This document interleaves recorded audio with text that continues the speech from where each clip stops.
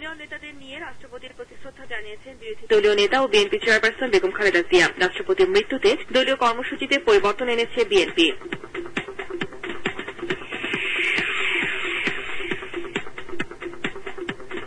দেশের রাজনীতির ইতিহাসে জিল্লুর রহমানের অবদান জাতি চিরকাল শ্রদ্ধার সঙ্গে মনে রাখবে বলে মন্তব্য করলেন আওয়ামী লীগ সহ ১৪ দলের কেন্দ্রীয় নেতারা।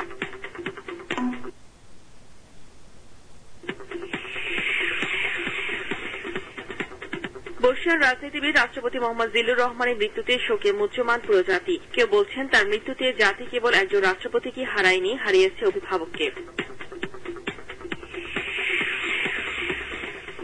নেতাকে হারিয়ে দিশেহারা নিজ জন্মস্থান ভৈরবের মানুষ। আজ সকাল ৯টায় রাষ্ট্রপতির প্রথম জানাজা হবে নিজ জন্মভূমিতে। চিরনিদ্রায় শায়িত হবেন বনানী গোরস্থানে স্ত্রী আইভি রহমানের কবরে।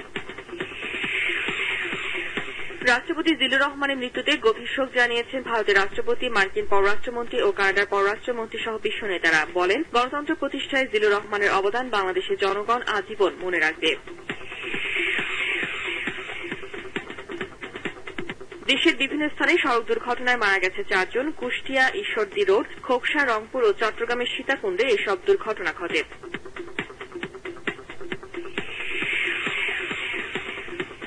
ঝিনাইদহের মহেশপুরে পুলিশ গ্রামবাসীর সংঘর্ষে মারা গেছে ১ জন। এ সময় আহত হয়েছে পুলিশ সহ অন্তত ২৫ জন। ভোরে মহেশপুরে পুলিশ আসামি ধরতে গেলে গ্রামবাসী তাতে বাধা দেয়, এতে সংঘর্ষ শুরু হয়। স্বাধীন সার্বভৌম রাষ্ট্র গঠনের সম্পূর্ণ অধিকার রয়েছে ফিলিস্তিনি জনগণের। ফিলিস্তিন সফরে প্রেসিডেন্ট মাহমুদ আব্বাসের সঙ্গে বৈঠক শেষে এ মন্তব্য করলেন মার্কিন প্রেসিডেন্ট বারাক ওবামা। এ সময় ইসরায়েলে অবৈধ বসতি স্থাপনেরও সমালোচনা করেন তিনি।